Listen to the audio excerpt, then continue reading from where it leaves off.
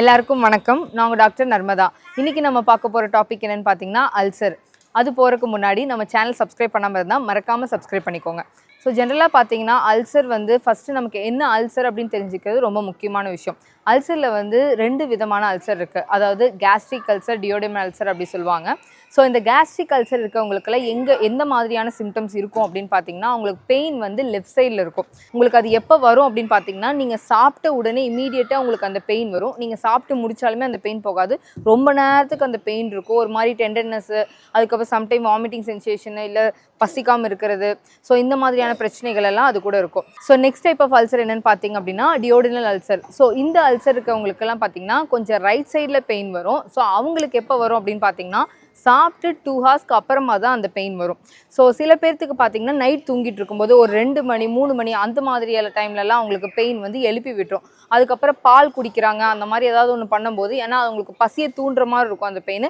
பால் குடிக்கிறாங்க அப்படின்னா உடனே சப்சைட் ஆயிரும். அதுக்கப்புறம் அது சரியாக போயிடும். ஸோ இந்த மாதிரியான பெயின் வருது அப்படின்னா உங்களுக்கு டியோடினல் அல்சர் இருக்குது அப்படின்னு சொல்லி அர்த்தம். இப்போ அல்சர் அப்படிங்கிறது சாதாரணமாக ஒரு சின்ன புண் வந்தது அப்படி உடனே ஃபார்ம் ஆகிற விஷயம் கிடையாது. ரொம்ப வருஷமாக அதுக்கான பிரச்சனைகள் நடந்து தான் உங்களுக்கு அல்சர் ஃபார்ம் ஆகும்.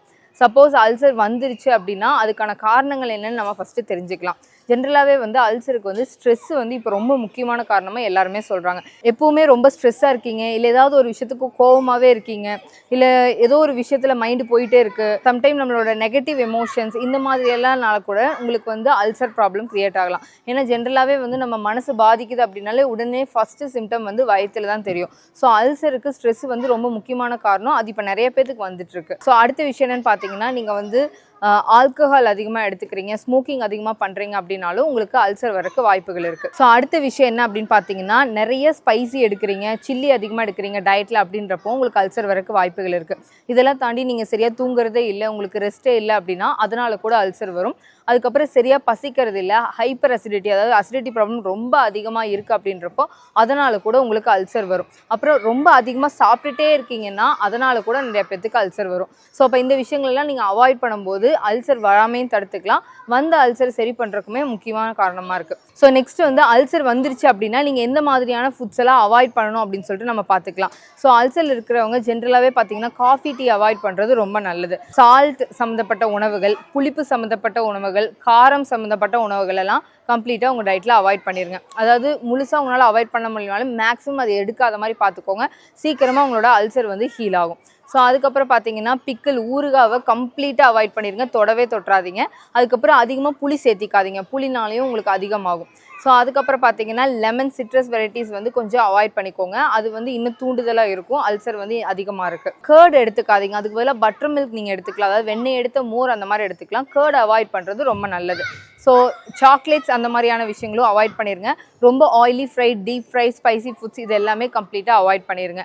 ஸோ இதெல்லாம் நீங்கள் எடுத்துக்கவே கூடாது. என்னென்ன மாதிரிலாம் எடுத்துக்கலாம் அப்படின்னு பார்த்தீங்க அப்படின்னா, அல்சருக்கு நல்ல ஒரு நீர் காய்கறிகள் அந்த மாதிரி எடுத்துக்கிறது ரொம்ப நல்ல பெனிஃபிஷியலாக இருக்கும். ஃப்ரூட்ஸில் பார்த்தீங்கன்னா நீங்கள் ஆப்பிள் எடுத்துக்கலாம், கொய்யாப்பழம் எடுத்துக்கலாம், அதுக்கப்புறம் உங்களுக்கு பனானா அந்த மாதிரி நீங்கள் எடுத்துக்கலாம். பனானா உங்களுக்கு நல்லாவே ஹீல் பண்ணும், ஹீலிங் எஃபெக்ட் அதிகமாக இருக்கும். டெய்லியுமே நீங்கள் ஒரு பனானா சாப்பிட்லாம். நீர் காய்கறிகள் ரொம்ப அதிகமாக எடுத்துக்கோங்க. ஸோ ஜென்ரலாக பார்த்தீங்கன்னா நீங்கள் எந்த மாதிரியான ஜூஸஸ் அதிகமாக எடுத்துக்கலாம் அப்படின்னா, வெண்பூசணி ஜூஸ் ரொம்ப பெனிஃபிஷியலாக இருக்கும் உங்களுக்கு புண்ணு ஆத்துறதுக்கு. ரெண்டாவது விஷயம் என்னென்னு பார்த்தீங்கன்னா ஆலோவேரா, சோற்று கற்றாழை, அது எப்படி எடுக்கணும் அப்படின்னு ஒரு முறை இருக்குது. அதாவது காலையில் அது மோர் கூட கலந்து நீங்கள் சாப்பிட்லாம். ஃபஸ்ட்டு சோற்று கற்றாழையை எடுத்துட்டு நல்லா 2 to 3 டைம்ஸ் நல்லா வாஷ் பண்ணிவிட்டு அதை மோர் கூட போட்டு நல்லா அடிச்சுட்டு அதை ஜூஸ் ஆக்கி அதை நீங்கள் வெறும் வயிற்றில் எடுத்துக்கோங்க. ஸோ இந்த மாதிரி நீங்கள் எடுத்துகிட்டு வரும்போது உங்களுக்கு நல்லாவே பெனிஃபிஷியலாக இருக்கும். பட் சோற்று கற்றாழையை வாஷ் பண்ணாமல் யூஸ் பண்ணிடாதீங்க. ஸோ இதை ரெகுலராக நீங்கள் ஃபாலோ பண்ணிக்கோங்க, ஏன்னா கசப்புத்தன்மை ரொம்ப அதிகமாயிரும். ஸோ அடுத்த விஷயம் என்னென்னு பார்த்தீங்கன்னா, இது நீங்கள் டயபெட்டிஸ் கூட நீங்கள் சோற்று கற்றாழையை யூஸ் பண்ணலாம். ஸோ நெக்ஸ்ட் விஷயம் பார்த்தீங்கன்னா கேரட் அதிகமாக எடுத்துக்கலாம். கேரட் ஜூஸ் ஆக்கி நீங்கள் குடிக்கலாம். அந்த கேரட் ஜூஸ் கூட மில்க் கலந்தும் நீங்கள் குடிக்கலாம், இல்லை கோகனட் கலந்து நீங்கள் குடிக்கலாம். அதுக்கப்புறம் நீங்கள் அதில் ஹனி ஆட் பண்ணிக்கலாம். ஸோ இந்த மாதிரிலாம் எடுத்துக்கும் போது உங்களுக்கு அல்சர் ஹீலாக இருக்கும், ரொம்ப பெனிஃபிஷியலாக இருக்கும். சடனாக இப்போ கொஞ்சம் அல்சர் அதிகமாகிடுச்சு, எதையுமே சாப்பிட முடியல, ரொம்ப வெயிட்லெஸ் ஆகிட்டு இருக்கு, ரொம்ப வீக்காக ஃபீல் பண்ணுறீங்க அப்படின்றப்போ டக்குன்னு அந்த புண்ணு ஆறக்கு ஃபஸ்ட்டு என்ன பண்ணலாம் அப்படின்னா, நீங்கள் அந்த டைமில் டயட் ஃபுட் போகிறது ரொம்ப நல்லது. மோர் சாதம் அந்த மாதிரி எடுத்துக்கலாம். அப்படி இல்லைன்னா பால் ஊற்றி, அதாவது கொஞ்சம் வெட்டாக நல்லா கொல கொலன்னு இருக்கிற சாதத்தில் பால் ஊற்றி சாப்பிட்டு பாருங்கள். அது உங்களுக்கு கொஞ்சம் ஹீலிங்காக இருக்கும்.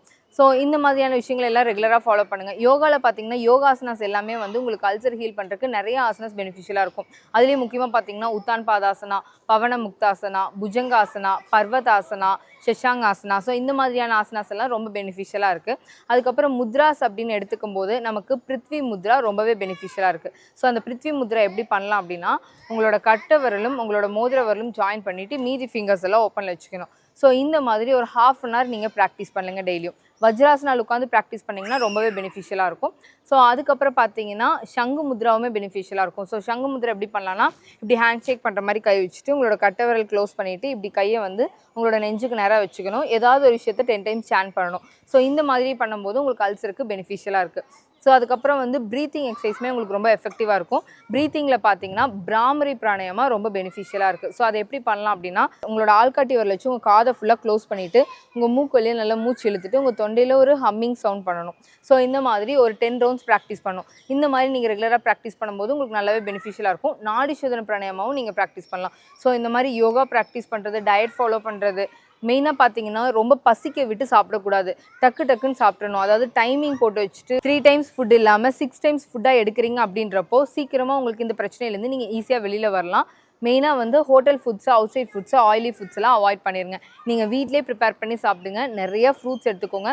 இப்போ புண்ணு அதிகமாக இருக்குது, உங்களுக்கு வாமிட்டே வருது அப்படின்றப்போ, பிளட் வாமிட் வருதுன்னா டக்குன்னு கோல்டு வாட்டர் அந்த மாதிரிலாம் எடுத்துக்காதீங்க.